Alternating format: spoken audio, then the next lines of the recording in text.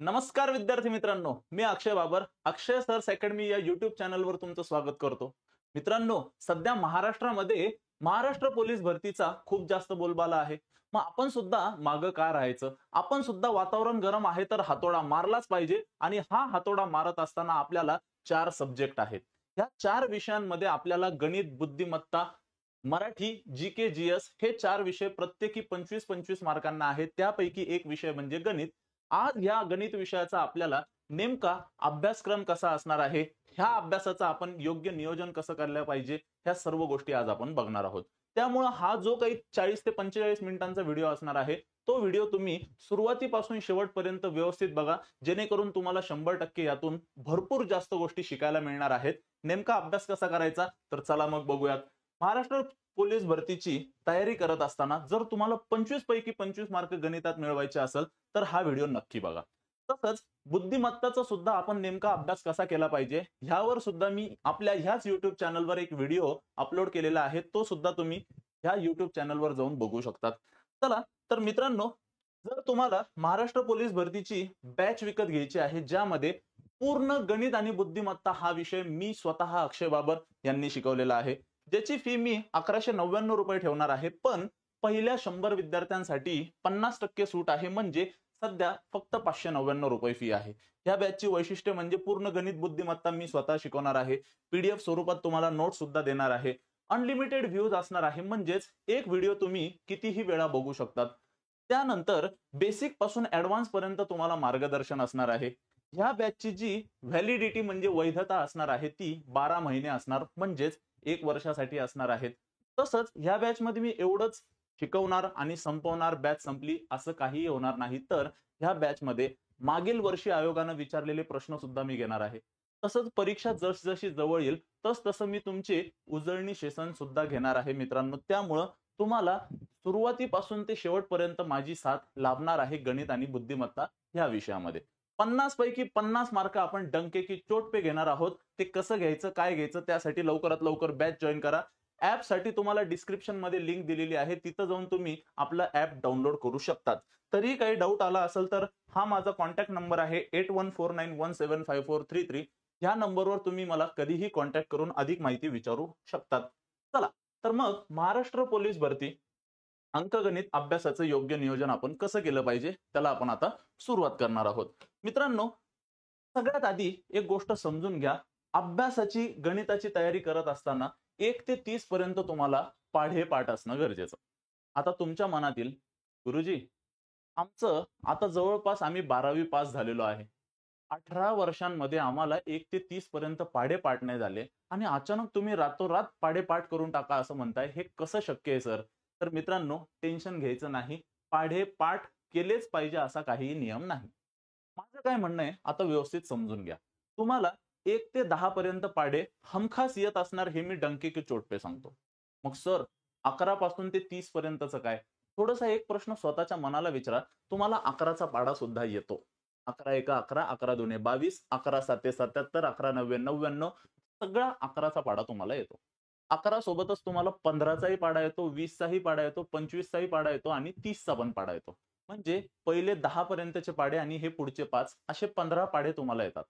मग सर बाकीच्या पाढ्यांचं काय करायचं? मी तुम्हाला एवढंच प्रामाणिकपणे सांगेल की तुम्हाला 13चा पाढा, 17चा पाढा, 19चा पाढा, 23चा पाढा आणि 29चा पाढा एवढे 5च पाढे पाठ करायचे आहेत.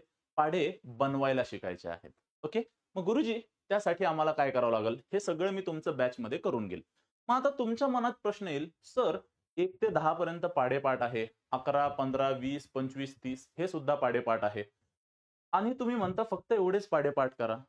जर आम्हाला त्यांनी 16च्या पाढ्यावर प्रश्न विचारला, म्हणजे एखाद्या प्रश्नामध्ये 16चा पाढ्याची गरज पडत असेल, तर मग आम्ही त्याला कसं केलं पाहिजे? अतिशय साधी सरळ सोपी गोष्ट असते मित्रांनो. समजा आपल्याला एखादा प्रश्न सॉल्व्ह करत असताना 400/16 आलं. मग आम्हाला एवढं माहिती आहे की या दोन्ही संख्येला 2 न भाग जातो. मग आपण इथं 200 भागिले परत 2 न भाग दिला, इथं 8 येणार. परत 2 न भाग द्या, इथं येणार 100, इथं येणार 4. आता 100/4 केलं तर 25 येतं. ह्याबद्दल तुम्हाला आयडिया आहे. म्हणून मी म्हणत असतो 16चा पाढा पाठ नाही केला तरीही चालण्यासारखं आहे. पण एक गोष्ट तुम्ही स्वतःच्या मनाला विचारा, जर परीक्षेत आपल्याला 117/13 असं जर आलं, तर तुम्हाला इथं 13 ही मूळ संख्या आहे. ह्या मूळ संख्येला दुसऱ्या कोणत्याही संख्येनं भाग जात नाही. त्यामुळं 13चा पाढा पाठ असणं खूप जास्त गरजेचं आहे. म्हणून ह्या ज्या काही मी संख्या दिलेल्या आहेत, ह्या मूळ संख्या आहेत. या मूळ संख्यांचा तुम्हाला पाढा-पाठ करा. बस एवढे 5 पाढे पाठ करा. वेगळं तुम्हाला काहीही करायची गरज पडणार नाही. कारण की बाकी संख्या तर अशाच कॅन्सल होणार आहेत. त्यामुळं आपल्याला स्मार्ट वर्क करूनच पुढे जायचं आहे. बरं, सर मग ह्याच्यानंतर आम्ही काय केलं पाहिजे? तर एकदा जर तुमचे पाढे-पाठ व्यवस्थित झाले, तर नंतर तुम्हाला 1 ते 30 पर्यंत वर्ग पाठ असणं गरजेचं. तर हे सुद्धा पाठ होत नाही, टेन्शन घेऊ नका. माझ्या ह्याच YouTube चॅनलवर वर्ग कसा काढायचा शॉर्टकट पद्धतींनी त्याचा मी एक व्हिडिओ बनवलेला आहे. अगदी मोफत आहे. सर्वांनी तो व्हिडिओ बघायला विसरायचं नाही. बरं, तसंच मी ह्या वेळेस आपल्या बॅचमध्ये मुलांना कोणत्याही संख्येचा वर्ग तोंडी कसा काढायचा हे शिकवणार आहे. तर ते कसं काढायचं हो? तर बघा समजा अचानक त्यांनी विचारला, डायरेक्ट आपल्याला ह्या संख्येचा वर्ग काढा असा प्रश्न नसतो. पण एखादा गणिताचा प्रश्न सॉल्व्ह करत असताना आपल्याला तिथं समजा 53 गुणिले 53 येतं. मग आम्हाला लगेच कळलं पाहिजे यार हा तर 53चा वर्ग काढायला लावतायत. मग 53च्या वर्गामध्ये मी 53 मध्ये 3 ऍड करणार म्हणजेच बेरीज करणार 56 होतात. 56च्या निम्मे 28 लिहिणार, 28च्या पुढे 09 लिहिणार. म्हणजेच 53चा वर्ग 2809 आला. अशा पद्धतीने आपल्याला हे प्रश्नांची उत्तरं तोंडी काढता आली पाहिजे. जर कोणाला काही डाऊट असेल तर मी इथं तुम्हाला छोट्याशा एकदा कॅल्क्युलेटरवर हे सगळं व्यवस्थित सांगतो. 53 गुणिले 53 बघा 2809 आलेला आहे. अशाच पद्धतीने सगळेजण इथं मास्टर होणार आहेत. फक्त टेन्शन घ्यायचं नाही. ओके, चला त्यानंतर आपल्याला 1 ते 20 पर्यंत घन पाठ असणं गरजेचं आहे. पण घन हे सॉल्व्ह कसे करायचे त्याच्यासाठी नेमकं आपल्या काय पद्धत पाहिजे, काय विचार पाहिजे ह्याच्यासाठी मी एक 30 ते 40 मिनिटांचा एक गंमत-जंमत व्हिडिओ YouTubeवर टाकलाय. पण आपल्या बॅचमध्ये मी डीपमध्ये जाऊन हे घन कसं काढायचं या गोष्टी शिकवणार आहे. त्याबद्दलही तुम्ही निश्चिंत राहा. तसंच 1 ते 200 पर्यंत मूळ संख्या माहीत असणं गरजेचं. तर ह्या मूळ संख्या माहीत असून काय होणार आहे? काय असतं ना मित्रांनो, आपल्याला परीक्षेमध्ये भरपूर वेळा डायरेक्ट प्रश्न आलेला आहे. 1 ते 100 पर्यंतच्या असणाऱ्या सर्व मूळ संख्यांची बेरीज काय? मग तुम्ही काय तिथनं लगेच चालू होणार सगळ्या मूळ संख्या 1 ते 100 पर्यंत लिहिणार आणि मग त्यांची बेरीज करणार. त्यामुळं मी असं म्हणल मोठे-मोठे 1 ते 200 पर्यंत मूळ संख्या माहीत करून घ्या. किती मूळ संख्या आहेत ते माहीत करून घ्या. सर्वांची बेरीज किती आहे ते सुद्धा माहीत करून घ्या. तसंच तुम्हाला वेगळं काही माहीत करून घेण्याची गरज नाही. ह्या सगळ्या गोष्टी मी तुम्हाला स्वतः बॅचमध्ये शिकवणार आहे. फक्त आपल्याला नेमकं कसं अभ्यासाचं नियोजन करायचंय त्यासाठी हा व्हिडिओ असणार आहे. हे सगळं झाल्यानंतर मित्रांनो तुम्हाला एक गोष्ट लक्षात आली पाहिजे. तर हे आमचं उभ्या आयुष्यात कधीही पाठ झालं नाही आणि तुम्ही म्हणताय 1 ते 30 पर्यंत पाढे-पाठ पाहिजे, 1 ते 30 वर्ग पाठ पाहिजे, 1 ते 20 पर्यंत घन पाठ पाहिजे. चला सध्या 50% ची भरभरून आपण सूट देतोय. इथं पण मी तुम्हाला 50% सूट देतो आणि काय करतो तर इथंही 50% सूट देऊन तुम्हाला फक्त 10 पर्यंतच घन पाठ करा एवढंच मी म्हणल. मग सर असं का हो? आम्हाला आजपर्यंत पाठ नाही झालं, अचानक कसं काय पाठ होईल? एक गोष्ट लक्षात ठेवा. एक छोटंसं उदाहरण माझ्या मित्रांसोबत बोलताना हे बाहेर आलं होतं उदाहरण. काय असतं मित्रांनो, समजा तुम्ही तुमच्या कॉलनीमध्ये गणपती मंडळाचे अध्यक्ष आहात आणि तुमच्या कॉलनीमध्ये तुमची गंगी सुद्धा राहते. मग अशा केसमध्ये काय होतं, समजा अ, सकाळ संध्याकाळ असे 10 दिवस तुमची गंगी आरतीला येत आहे. तिच्या निमित्तानं तुम्ही सुद्धा सकाळ संध्याकाळ आरतीला येत आहात. तसंच आपल्या घरात सुद्धा गणपती असतो तर आपल्याला घरात सुद्धा सकाळ संध्याकाळ आरती करावी लागते. म्हणजेच 10 दिवसात मंडळासमोर 20 वेळा आणि घरात 20 वेळा आपल्याला 40 वेळा आरती म्हणावी लागते. त्यामुळं आपल्याला आरती ही 40 वेळा म्हणल्यामुळं आपोआप पाठ होऊन जाते. असं कधी होतं का रे? आता गणपतीचे दिवस येणार आहे, लगेच आपण पुस्तक काढून बसतो आणि गणपतीची आरती पाठ करतो. असं कधीही होत नाही. मग आम्हाला सुद्धा ही एकच गोष्ट लक्षात असली पाहिजे, की जर तुम्ही 40 वेळा गणपतीची आरती म्हणताय, तर ती तुमची आपोआप पाठ होणार आहे. पण तेच आपल्या कॉलनीतल्या म्हाताऱ्या आजी ज्या असतात, त्या कॉलनीमध्ये एक मंदिर असतं, तिथं अखंड हरिनाम सप्ताहाला जातात.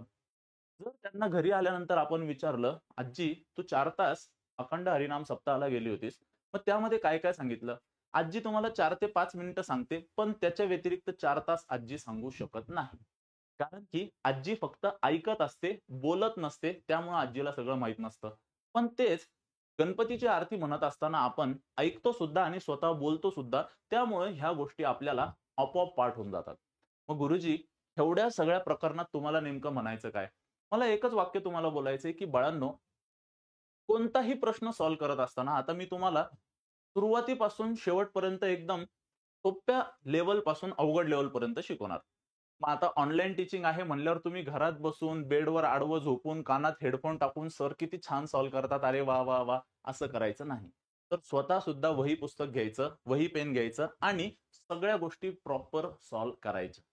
जसं की विराट कोहली बॅटिंग करतोय, तो मस्तपैकी सिक्स मारतोय, तर आपण पण तसा सिक्स केव्हा मारू शकणार जर आपण पण त्याच्या एवढी मेहनत केली तर. त्यामुळं practice makes man perfect, also womens, ही गोष्ट विसरायची नाही. चला, त्यानंतर आता पुढची गोष्ट बघूयात. आता प्राथमिक क्रियांचा कसून व बारकाईने आपल्याला सराव करायचा आहे. तर प्राथमिक क्रियांचा सराव करायचा म्हणजे काय हो बाळांनो? काय असतं ना, आपल्याला बेरीज वजाबाकी गुणाकार भागाकार ह्यांचा व्यवस्थित उपयोग करता आला पाहिजे. तर ते कसं? आता भरपूर जणांचा गणिताचा आणि भरपूर मुलांचा संबंध कसा असतो?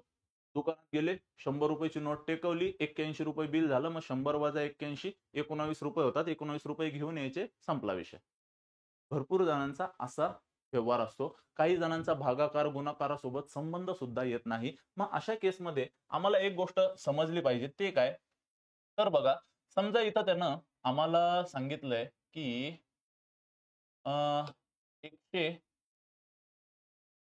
143 भागिले 13 जर म्हणलं, 143 भागिले 13 जर म्हणलं, तर आम्हाला लगेच समजून येतं की हे 11 येतात. कसं काय? 13 एक 13, मग 14तनं 13 गेला, 1 उरला, 1च्या पुढे 3 आहे, परत 13, मग परत 13 एक 13, अशा पद्धतीने हे 11 येतं. हे जे भागाकाराच्या गोष्टी आहेत ना, ह्या सुद्धा तुम्हाला माहीत असणं खूप जास्त गरजेचं आहे. ओके. आता भरपूर मुलांना इथपर्यंत माहीत असतं, पण ह्याच्या पुढे एक पाऊल माहीत नसतं. ते म्हणजे काय? सर, जर त्यानं 14.3 दिलं आणि भागिले 13 जर दिलं, मग काय करायचं? मग ह्याला माझं प्रामाणिक मत आहे, ह्याला 143 भागिले 13 समजूनच सॉल्व्ह करा. डायरेक्ट 11 येतं. इथं एक घर अलीकडे डॉट आहे, तर आपण पण एक घर अलीकडे डॉट द्यायचा आणि प्रश्न संपवायचा. ओके. तर अशा पद्धतीने आपल्याला कसे विचार करायचे स्मार्ट पद्धतीने वगैरे वगैरे सगळ्या गोष्टी मी तुम्हाला शिकवणार आहे. फक्त रेसमध्ये टिकून राहणं गरजेचं. तर आपल्याला ह्या सगळ्या गोष्टींबद्दल बेसिक माहिती असणं गरजेचं. जसं की कंचे भागू बेव हा शब्दाबद्दल मी पुढे बोललच, त्याचा व्यवस्थित आपल्याला उपयोग करायचा आहे. ते झाल्यानंतर अपूर्णांक हा गणिताचा कणा असतो, हे विसरता कामा नये. तर अपूर्णांक गणिताचा कणा असं कसं काय म्हणताय तुम्ही? अपूर्णांकावर तर कधीच डायरेक्ट प्रश्न येत नाही. मित्रांनो, अपूर्णांकांवर कधीही डायरेक्ट प्रश्न येत नाहीत. पण आपण कोणताही समजा सरासरी, शेकडेवारी, नफा तोटा, सरळ व्याज, चक्रवाढ व्याज असे प्रश्न सॉल्व्ह करत असताना आपल्याला कधीतरी मध्येच असं लागतं बघा, 1/2 अधिक 1/3. मग हे आपल्याला अपूर्णांकांचे प्रश्न सॉल्व्ह करत असताना आपण सगळं व्यवस्थित सॉल्व्ह करायचं आणि आपल्याला जर असेच कॅल्क्युलेशन येत नसेल तर विकेट जाईल ना रे. तर ही विकेट जाऊ नये म्हणूनच आपल्याला अपूर्णांकांमध्ये मास्टर होणं खूप जास्त गरजेचं. अपूर्णांक हा गणिताचा कणा असतो, त्यामुळेच मी म्हणत असतो. नाहीतर 90% सॉल्व्ह करायचं आणि इथे येऊन जर पाय भरवायचा, ह्याला काहीही अर्थ राहत नाही. ओके. त्यानंतर पदावली म्हणजेच सिम्प्लिफिकेशन. पदावलीचे प्रश्न सॉल्व्ह करताना तुम्हाला कंचे भागू बेव हा नियम माहित असणं गरजेचं. तर कंचे भागू बेव म्हणजे काय हो? अरे, कण म्हणजे कंस, चे म्हणजे चाचे चीच्या असं ते देतात, त्याच्यासाठी गुणाकाराचे चिन्ह वापरू शकतो आपण. तसंच भा म्हणजे भागाकार, गु म्हणजे गुणाकार, बे म्हणजे बेरीज, व म्हणजे वजाबाकी. म्हणजे कोणताही प्रश्न सॉल्व्ह करत असताना समजा त्यांनी आपल्याला असं दिलंय, 30 गुणिले 6 चे 12/4 गुणिले 2, अशा पद्धतीनं जर प्रश्न आपल्याला दिला असेल, तर सगळ्यात पहिले आपल्याला कंस सॉल्व्ह करायचं. त्या कंसाच्या नंतर आपल्याला च्या जागेवर गुणाकार लिहायचं. मग आपल्याला भागाकार सॉल्व्ह करायचा, तर 12/4 म्हणजे 3 येतं आणि मग 3 दुने 6 करायचं. अशा पद्धतीने आपल्याला प्रश्न सॉल्व्ह करावा लागणार. म्हणजे ह्याला जरी सॉल्व्ह केलं तर 6 येणार आहे. नाहीतर काही मुलं 4 गुणिले 2 8 करतात आणि 12/8 म्हणजे 3/2, 3/2 म्हणजे 1.5 लिहितात. आता 1.5 कुठं आणि 6 कुठं? त्यामुळं हा जो क्रम आहे, हा क्रम आपल्याला लक्षात असणं नितांत गरजेचं. ओके. त्याही नंतर कसोट्या. कसोट्या ह्या आम्हाला व्यवस्थित माहीत असणं खूप जास्त गरजेचं. तर काय हो, कसोट्यांचा नेमका उपयोग काय आहे? अरे, आपल्याला एखादा प्रश्न सॉल्व्ह केला, आपण खूप मेहनतीनं सॉल्व्ह केला. आता समजा प्रश्नामध्ये असं आलेलं आहे, 1331 भागिले 11 आलं. तर आमच्या समजा 1331 भागिले 33 आलं इथं. ओके. 1331 भागिले 33 आलं. मग ह्या केसमध्ये आमच्या डोक्यात लगेच आलं पाहिजे, की भाई ह्या 1331 ला आणि 33 ला ह्या दोघांनाही 11 ने भाग जातो. इथं आपल्याला 11 ची विभाज्यतेची कसोटी माहीत असणं गरजेचं. आणि सहसा परीक्षेमध्ये विभाज्यतेची कसोटी विचारत असताना 11च्या विभाज्यतेची कसोटी ही आयोगाची फेव्हरेट आहे बरं का. त्यामुळे आपल्याला ह्या कसोटीकडे दुर्लक्ष करून चालणार नाही. मग मी इथं काय करणार, 11 भाग देणार, इथं पण 11 भाग देणार आणि पुढे सॉल्व्ह करणार. म्हणजे नेमकं ह्या संख्येला आता तुम्ही इथं ट्राय तर नाही करू शकणार. 1 न भाग द्यायचा, का 2 न द्यायचा, का 3 न द्यायचा, का 4 न. लगेच पकडता आलं पाहिजे. त्यासाठी आपल्याला कसोट्या पाठ असणं गरजेचं आहे. तसं मी कसोट्यांवर आधारित एक स्वतंत्र लेक्चर घेईल. त्याबद्दल तुम्ही निश्चिंत राहा. तसंच मसावी लसावी. आता मित्रांनो, हा मसावी लसावी डायरेक्ट धडाच आहे तुम्हाला. हा खूप जास्त महत्वाचा धडा आहे. ह्याच्यावर आधारित तुम्हाला भरपूर म्हणजे हमखास 1 ते 2 प्रश्न येणारच. तर कसं काय? त्याचा तसंच ह्याचा उपयोग सुद्धा भरपूर प्रमाणात आहे. जसं तुम्ही काळ, काम हा धडा जरी सॉल्व्ह करायला लागले, तर तिथं तुम्हाला लसावीची खूप जास्त गरज पडणार आहे. म्हणून आपल्याला लसावी-मसावी जर नाही आलं, तर लसावी-मसावी धड्यावर 1-2 प्रश्न येणार, तेही मार्क जातात. तसंच काळ आणि काममध्ये आपल्याला लसावी काढता आलाच पाहिजे. त्यामुळे ते सुद्धा मार्क जाणार. ह्या गोष्टी होऊ नयेत म्हणून आपल्याला लसावी-मसावी शिकावंच लागणार. तसंच लसावी-मसावीमध्ये काही बेसिक सूत्र असतात, जसं की पहिली संख्या गुणिले दुसरी संख्या बरोबर मसावी गुणिले लसावी. हे बेसिक सूत्र जरी तुम्हाला लक्षात राहिले, तरी त्या आधारावर आपण भरपूर चांगले-चांगले प्रश्न सॉल्व्ह करू शकतो. मग त्यांना कसं सॉल्व्ह करायचं, काय सॉल्व्ह करायचं आपण ते बॅचमध्ये बघणारच आहोत. दशमान परिमाणे. तर हे दशमान परिमाणे नेमकं काय असतं? काही नाही रे. जे युनिट असतात ना, युनिटला कन्व्हर्ट करतात. म्हणजे किलोमीटर प्रति तास जर दिलेला असेल, त्याला मीटर प्रति सेकंद कसं कन्व्हर्ट करायचं, ह्या गोष्टी त्यामध्ये असतात. ते सुद्धा आपण एकदम व्यवस्थित बघणार आहे. त्यामध्ये भरपूर प्रमाण असणार आहेत. त्यांना आपल्याला कन्व्हर्ट करायचं आहे. ते सगळं आपण व्यवस्थित बघूयात.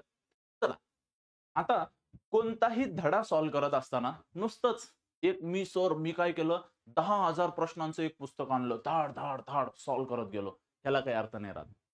कोणत्याही गोष्टीसाठी प्रोसेस खूप जास्त महत्वाची असते. आता तुम्ही कॉलेज वयातले मुलं आहात. तुम्हाला कोणीतरी आवडतंय. तुम्ही डायरेक्ट जाऊन म्हणणार का, आपल्याला भविष्यात 2 मुलं झाले पाहिजे? नाही. प्रोसेस महत्वाची असते. गेल्यावर तुम्ही पहिले हाय हॅलो करणार, पहिले फ्रेंडशिप करण्याचा प्रयत्न करणार अँड मग पुढं जाऊन काहीतरी वेगळा विचार करणार. अचानक डायरेक्ट तुमच्या जे डोक्यात आहेत ते कधीही तुम्ही बोलणार नाही. तर मला हेच म्हणायचंय, पहिले आपल्याला प्रोसेस खूप जास्त महत्वाची. तर ह्या प्रोसेसमध्ये नेमकं काय असणार समजून सांगतो, व्यवस्थित बघा. कोणतंही एक प्रकरण निवडा. समजा मी उदाहरणार्थ देतो तुम्हाला. तुम्ही निवडला आहे सरळ व्याज. आता हा सरळ व्याज हा धडा तुम्ही निवडला. ह्याच्यावर काय करा, सगळ्यात पहिले सूत्रानुसार प्रश्न उत्तर कसं काढायचं हे समजून घ्या. आता कोणत्याही प्रश्नाचं उत्तर सूत्रानुसार काढायचं म्हणल्यावर तुमच्या मनात येईल, की सर सूत्रानुसारच काढायचं, तुमच्याकडे कशाला येऊ लागलो? रुको जरा, सबर करो. सगळ्या गोष्टी सांगणार आहे. काय असतं, कोणताही प्रश्न सॉल्व्ह करत असताना आपल्या डोक्यात 3 पद्धती असणं खूप जास्त गरजेचं. आम जिंदगी, मेंटॉस जिंदगी आणि प्रो जिंदगी. आम जिंदगीनुसार जर विचार केला तर तुम्हाला सूत्रानुसार प्रश्नाचं उत्तर काढता आलं पाहिजे. मेंटॉस जिंदगीनं जर विचार केला तर तुम्हाला सूत्रा व्यतिरिक्त सुद्धा एक शॉर्टकट पद्धत असते, त्यानुसारही उत्तर काढता आलं पाहिजे. आणि प्रो पद्धतीनं जर उत्तर काढायचं म्हणलं तर आपल्याला प्रश्न बघता तोंडी तोंडी हा चला ह्याचं उत्तर ए फॉर आग्रा आहे असंही जमलं पाहिजे. त्या तीनही पद्धती व्यवस्थित मी तुमच्याकडून करून घेईल, त्याबद्दल तुम्ही एकदम निश्चिंत राहा. मग सर ते कसं करून घेशाल, एक छोटासा डेमो देतात का, की आम जिंदगी, मेंटॉस जिंदगी आणि प्रो जिंदगी हे कसं सॉल्व्ह केलं पाहिजे सांगतो. समजा सरळ व्याजचं सूत्र काय आहे, मुद्दल गुणिले दर गुणिले वेळ भागिले 100 हे सरळ व्याजचं सूत्र आहे. आता सूत्रामध्ये जर आपण त्यांनी विचारलंय, मुद्दल ही 10,000 रुपये आहे, दर हा 5% वार्षिक आहे आणि वेळ हे 3 वर्षांसाठी आहे, तर किती व्याज द्यावं लागणार? मग ह्या 2 शून्याला हे 2 शून्य गेले, 100 गुणिले 5, 500 गुणिले 3, 1500 हे आपलं अचूक उत्तर येणार. काय येणार आपलं अचूक उत्तर? 1500 येणार. मग आपल्याला एवढं जर आपण परीक्षेत करायला लागलो तर आपली परीक्षा ही अ, ब, क, ड एवढ्यापैकी एक ऑप्शन टिक करणारी आहे. आपल्याला इथं एवढी मोठी प्रोसेस करायची गरज नाही. ही झाली आम जिंदगी सूत्रानुसार. आता मला सांगा 10,000वर 5%. आता 10,000चा 1% म्हणजे शेवटचे 2 शून्य गेले, ₹100 झाले. मग 1% म्हणजे ₹100 तर 5% म्हणजे ₹500. मग 3 वर्षामध्ये एका वर्षाला ₹500 व्याज देणार, तर 3 वर्षांमध्ये आपण ₹1,500 व्याज देणार. ह्या अशा पद्धतीने आपण तोंडी-तोंडीही विचार करू शकतो ना. का प्रत्येक वेळेस आपल्याला पेन लावायची गरज आहे? हे सगळं मी बॅचमध्ये तुम्हाला तुमचे विचार हळू कसे डेव्हलप करायचे ह्या सगळ्या गोष्टी मी सांगणार आहे. त्याबद्दल एकदम निश्चिंत राहा. तसंच सूत्रातील राशी समजून घ्या. आता सर सूत्रातील राशी समजून घ्या म्हणजे नेमकं कसं असतं? ह्यामध्ये मुद्दल कशाला म्हणतात, दर कशाला म्हणतात, वेळ कशाला म्हणतात, या सगळ्या गोष्टी आपल्याला व्यवस्थित समजून घेणं खूप जास्त गरजेचं आहे. कधी-कधी ते काय करतात, दर हा आपल्याला नेहमी टक्क्यांमध्ये दिलेला असतो, मान्य आहे. वार्षिक दिलेला असतो, हे सुद्धा मान्य आहे. पण त्यांनी इथं 5% वार्षिक लिहिला आणि वेळ काय करतात? 6 महिन्यात देतात. मग आपल्याला लगेच कळलं पाहिजे, की वर्षाला 5% तर 6 महिन्याला 2.5% आपण ह्या दृष्टीने विचार केला पाहिजे. म्हणून राशी समजून घेणं सुद्धा खूप जास्त गरजेचं. त्यावरील उदाहरणांचा सराव करा. आता तुम्हाला उदाहरणांचा व्यवस्थित सराव करणं खूप जास्त गरजेचं. आपला गणित विषय हा प्रॅक्टिसचा आहे. जसं मी थोडा वेळ पूर्वीच म्हणलं होतं, की तुम्हाला गणपतीची आरती म्हणत असताना आपोआपच 10 दिवसात 40 वेळा तुम्ही आरती म्हणता, तुमची आरती आपोआप पाठ होऊन जाते. तसंच तुम्हाला गणिताचा भरपूर जास्त सराव करायचा आहे. नुसते 10 प्रश्न सॉल्व्ह केले आणि मला जमलं, संपलं असं नसतं. 100-100, 200-200, 500-500 प्रश्न सॉल्व्ह करायचे आहेत. ते सॉल्व्ह करत असताना आपली एवढी जास्त प्रॅक्टिस होऊन जाते, की आपल्याला अचानक त्यांनी काहीही विचारलं तर आपल्याला जमतं. जसं की अचानक जर त्यांनी विचारलं 26 गुणिले 6 लगेच तोंडात येऊन जातं 156. ही आपल्याला प्रॅक्टिसच करू शकते. म्हणून म्हणतात practice makes man perfect, also womens. तसंच सराव करताना काही स्टेप वगळून सोडवण्याचा प्रयत्न करा. आता भरपूर मुलांना काय असतं, प्रत्येक स्टेप डिटेलमध्ये लिहायची सवय असते. जसं की 4x वजा 5 बरोबर 15 असं काहीतरी आपण वाक्यावर आलोय. मग भरपूर मुलांना सवय अशी असते, की 4x बरोबर 15 वजा 5 तिकडं जाऊन अधिक 5 होणार म्हणजेच 20 होणार. मग 4x बरोबर 20 तर x ची किंमत ही 20/5 बरोबर 4 येणार. येस 20/4 बरोबर 5 येणार. येस. मग एवढं करून येस म्हणतात. अरे कशाला बाबा? इथल्या इथं तोंडी-तोंडी खेळणं. हा -5 तिकडे जाईल, +5 होईल. मग 15 आणि 5 20 होतंय. 4x चा हा 4 20च्या खाली जातो. मग 20/4 म्हणजे 5 येतं. x ची किंमत 5 येते. हे तोंडी करणं.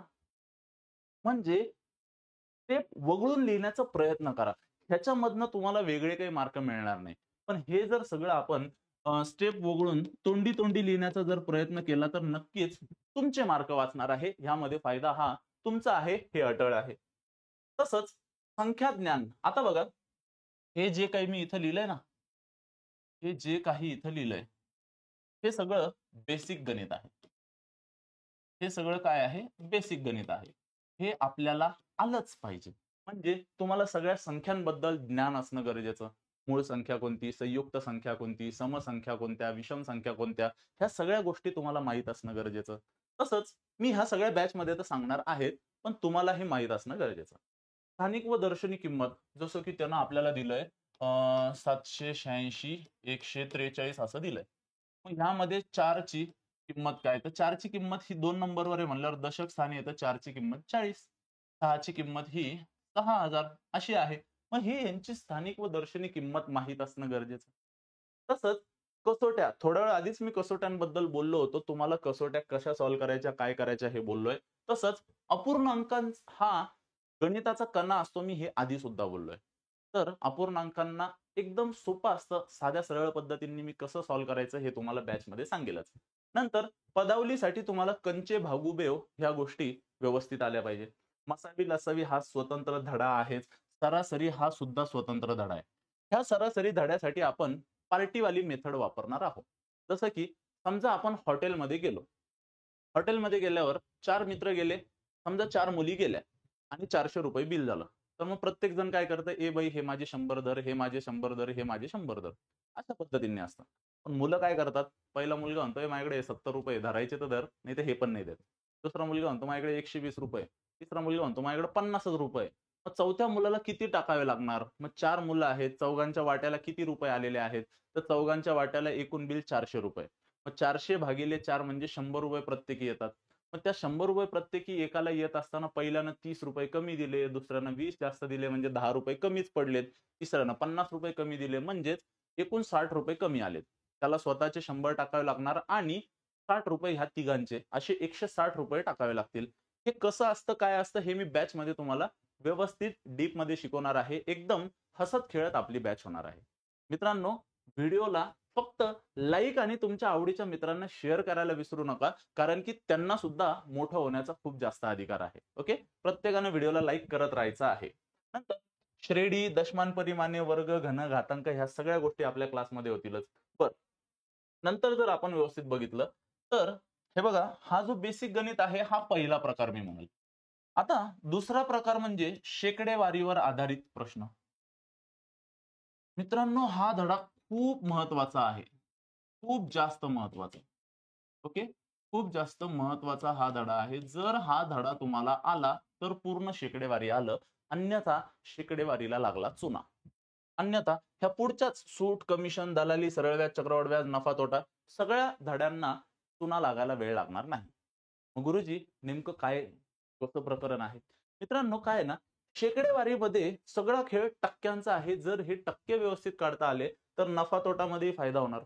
जसं की नफा तोटामध्ये मी एक वस्तू 10,000ला विकत घेतली आणि मला 2% फायदा झाला.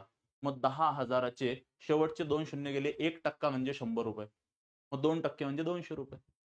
ह्या अशा गोष्टी आपल्याला टक्केवारीमुळेच जमतील. तसंच चक्रवाढ व्याज, सरळ व्याज, थोड्या वेळ आधीच मी म्हणलं होतं की 10,000 रुपये आहे, 5% वार्षिक व्याज मिळत आहे. 10,000चा 1% म्हणजे 100, 5% म्हणजे 500. एका वर्षात 500 रुपये मिळतात तर 3 वर्षात 1,500 रुपये मिळणार. ह्याही गोष्टींची तुम्हाला व्यवस्थित आयडिया असणं खूप जास्त गरजेचं. त्यासाठीच मी म्हणतो, जर तुम्हाला इथं मेंटॉस जिंदगी किंवा प्रो पद्धतीने तोंडी तोंडी प्रश्नांची उत्तर काढायची असेल तर त्यासाठी तुम्हाला शेकडेवारीमध्ये मास्टर होणं खूप जास्त गरजेचं आहे. आणि तुम्ही त्याचं टेन्शन घेऊ नका, त्यामध्ये मास्टर करण्याची जिम्मेदारी माझी राहील. ओके, चला. त्यानंतरही हा दुसरा प्रकार झाला शेकडेवारीवर आधारित प्रश्न. आता त्यानंतरचे जे प्रश्न आहेत, जसं की काम आणि काळ, हा धडा येण्यासाठी तुम्हाला लसावी आणि मसावी हे व्यवस्थित येणं गरजेचं, हे मी सांगेल. काम आणि काळ आलं तर नळ आणि टाकी तुम्ही हवेत सॉल्व्ह करता, त्याबद्दल एकदम निश्चिंत राहा. तसंच ह्याच्यावरच ह्यानंतरच आपण बघणार प्रमाण व गुणोत्तर. हे बघा, हा मी तिसरा टाइप म्हणणार, तिसरा पार्ट म्हणणार. जसं की पहिला पार्ट बेसिक होता, दुसरा पार्ट शेकडेवारीवर आधारित होता, तिसरा पार्ट हा गुणोत्तर व प्रमाणवर. जसं की गुणोत्तर आणि प्रमाणामध्ये समजा तुम्ही 4 लाख रुपये महिन्याला कमवत आहात, तुमची गंगी ही 3 लाख रुपये महिन्याला कमवते. तुमचं आणि तुमच्या गंगीचं जे प्रमाण आहे ते 4:3 आहे. अशाच पद्धतीचे प्रश्न असतात. तसंच भागीदारीमध्ये सुद्धा तुम्ही एका व्यवसायात 4 लाख रुपये लावले, तुमच्या गंगीने 3 लाख रुपये लावले, पण तुमची गुंतवणूक ही 12 महिन्यांसाठी आहे म्हणल्यावर 4 लाख गुणिले 12 48 लाख असं गृहीत धरा. तुमच्या गंगीची गुंतवणूक ही 24 महिन्यांसाठी आहे, तर 24 गुणिले 3 लाख 72 लाख झाले. मग तुम्ही तो नफा कोणत्या प्रमाणात वाटून घेणार? इकडे 48 लाख झालं, इकडे 72 लाख झालं, तर आपण काटाकाटी जर व्यवस्थित केली तर 24 न भाग जातो, 24 दुने 48, 24 त्रिक 72. मग हा 2:3 ह्या प्रमाणात ते नफा वाटून घेतील. त्या सगळ्या गोष्टी प्रमाण आणि गुणोत्तराशीच रिलेटेड आहेत, त्यालाच अनुसरून आहेत. त्यामुळे प्रमाण गुणोत्तर व्यवस्थित आलं तर तुम्हाला भागीदारी, वयवारी हे सगळे धडे व्यवस्थित येतील. आणि हे झाल्यानंतर सगळ्यात शेवटी आपल्याला भरपूर जणांना हा अवघड वाटणारा धडा अंतर, वेग, वेळ, रेल्वे आणि बोट हे टॉपिक घ्यायचे आहेत. ह्या टॉपिक मध्ये भरपूर जण एकदम सिली मिस्टेक करतात, लहान लहान चुका करतात. तर आपल्याला त्या चुका अवॉइड करायच्या आहेत. त्या कशा करायच्या, काय करायच्या हे सगळं बॅच मध्ये सांगल. असे प्रश्न सॉल्व्ह करतानाही आपण तोंडी तोंडी कसा विचार करायचा आणि त्यातल्या त्यात वेळ कसा वाचवू शकणार हे मी तुम्हाला व्यवस्थित सांगेलच. चला, हे सगळं झाल्यानंतर तुम्हाला भूमिती आणि बीजगणित हे सुद्धा प्रकार आहेत. भूमिती आणि बीजगणितासाठी आपल्याला जास्त वेळ लागणार नाही. क्वचितच एखादा दुसरा प्रश्न तुम्हाला भूमिती आणि बीजगणितावर येतो, त्यात पण विशेष असा अवघड येत नाही. परिमिती, क्षेत्रफळ त्या अनुषंगानेच ते जास्त करून प्रश्न विचारतात. तर मित्रांनो, अशा सर्व गोष्टी असताना एक गोष्ट लक्षात ठेवा. आता काही मुलांचं कसं असतं, की एक मुलगा खूप हुशार आहे, एक मुलगा थोडासा कमी आहे हुशार. त्या केसमध्ये हुशार मुलगा काय करतो, अभ्यास कमी करतो आणि आहे तिथंच थांबतो. आणि जो कमी हुशार असतो, तो अभ्यास जास्त करतो आणि त्याच्यापेक्षाही पुढे निघून जातो. मला इथं एकच वाक्य तुम्हाला सांगायचं आहे, की "शेर हो या हिरन, आखिर भागना तो पडेगा ही." तर हिरण जर जास्त फास्ट पळालं तर त्याचा जीव वाचल आणि जर शेर जास्त फास्ट पळाला तर त्याला हिरण मिळणार आहे. मग इथं आपल्याला तेच म्हणायचं, हुशार असो किंवा कमी हुशार असो, दोघांनाही पळावं तर लागणारच आहे, कारण दोघांनाही सिलेक्शनची गरज आहे. त्यामुळे मित्रांनो, अभ्यासामध्ये कुठेही कॉम्प्रोमाइज करू नका. प्रत्येक तुमच्या वळणावर आयुष्याच्या मी असणारच आहे, पोलीस भरती रिलेटेड शिकवण्याच्या बाबतीमध्ये. ओके. तर ह्या सगळ्या प्रोसेसमध्ये तुम्हाला काही डाऊट आला असेल तर हा माझा पर्सनल नंबर आहे 8149175433. ह्या नंबरवर मला तुम्ही कॉन्टॅक्ट करून अधिक माहिती विचारू शकतात. तसंच मित्रांनो, लाईव्ह प्लस रेकॉर्डेड बॅच असणार आहे ही आपली पोलीस भरतीची, जी आपली सुरू झालेली आहे आजपासूनच, म्हणजे कालपासूनच सुरू झालेली आहे. त्यामध्ये 1199 फीस नसून सध्या 50% सूट आहे, ज्याच्यामध्ये फक्त 599 मध्ये तुम्हाला पूर्ण गणित बुद्धिमत्ता येणार आहे. 1 वर्ष त्याची व्हॅलिडिटी असणार आहे. तसंच बॅचची वैशिष्ट्य पूर्ण गणित बुद्धिमत्ता मी स्वतः अक्षय बाबर घेणार आहे. पीडीएफ स्वरूपात नोट्स मिळतील, अनलिमिटेड व्ह्यूज असतील, बेसिक पासून ॲडव्हान्स पर्यंत तुम्हाला मार्गदर्शन असणार आहे. तसंच तुम्हाला काही डाऊट आला तर हा इथं माझा नंबर आहे, त्याच्यावर तुम्ही कॉन्टॅक्ट करून अधिक माहिती विचारू शकतात. मित्रांनो, प्रत्येकानं आपापल्या मित्र-मैत्रिणींना आपल्या कॉलेजच्या ग्रुपवर, Instaवर, WhatsAppवर स्टेटस सुद्धा ठेवू शकतात आणि हा व्हिडिओ जास्तीत जास्त मित्र-मैत्रिणींपर्यंत पोहोचवण्याचा प्रयत्न करा. खूप खूप धन्यवाद मित्रांनो. खूप खूप धन्यवाद. Love you all. Take care.